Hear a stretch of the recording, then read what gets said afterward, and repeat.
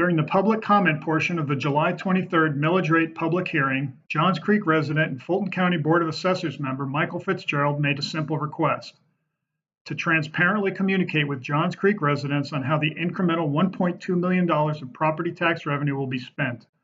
What additional services should residents expect to receive from this additional tax revenue?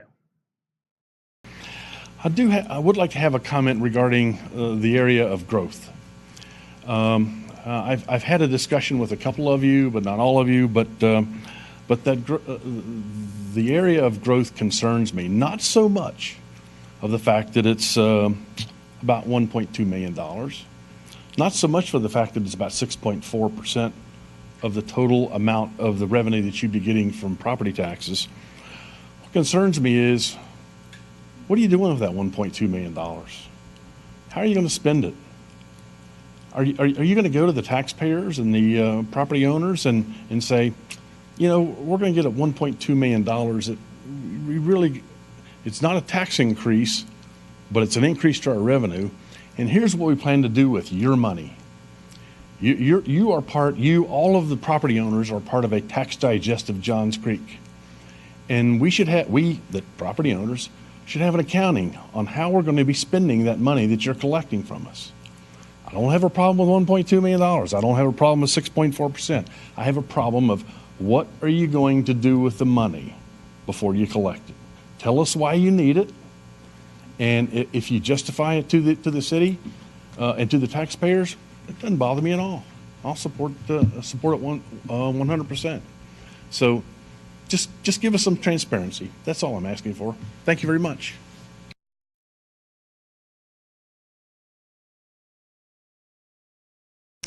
Are we debating the millage rate? No, we're not debating the millage rate because I'm not asking my questions, please? Sure. So you have the buckets. Can you share those with council and make them available for the public? Yes, I will include that in our next public hearing, if that's all right. Based on, well, I'd like to get them in advance in the next week, less than a week if possible, so I have time to look at it. Okay.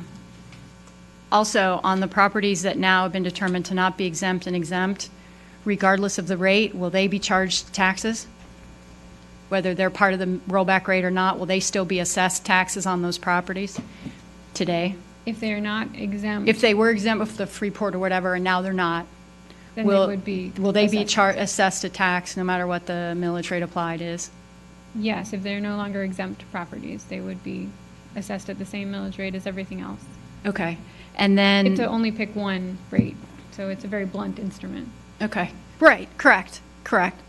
And my last question is, for growth, for additional services, can you identify by those properties what services they're receiving today based on growth that they didn't receive before? So the services provided by the city don't typically break down for individual parcels. Well, what's the definition of growth?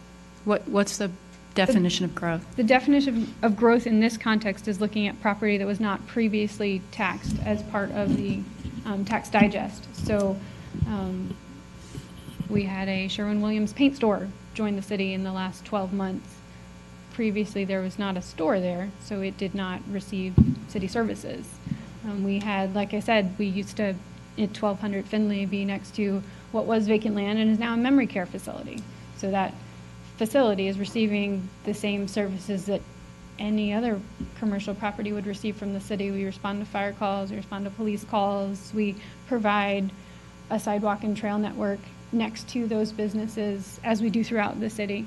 It's not a perfect network yet, but we're working on it. So I'm not sure how to answer that question without articulating what it is that Johns Creek does. So, did we have to increase the number of firemen, increase the number of policemen, increase the presence for the new businesses? I don't know that I follow your question. We have not changed our. They're just receiving services as they exist today. I'm sorry to interrupt.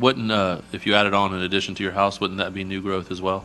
Yes. Okay. What services would that? So let's say a homeowner added a porch. What additional services are we defining? Would a better time to have this debate be next week, and let's I'm have not our debating. public hearing? I'm not debating. I'm asking questions during a public It's fairly hearing. obvious you're laying down your foundation for your arguments that'll come next week or 2 weeks from now in the interest of moving our meeting along, how about we open our public hearing unless there's an objection and get our public hearing, because we need to get back to a work session and cover a number of items. If our cost of city services is not increasing, what justifies an increase of $1.2 million in property tax revenue?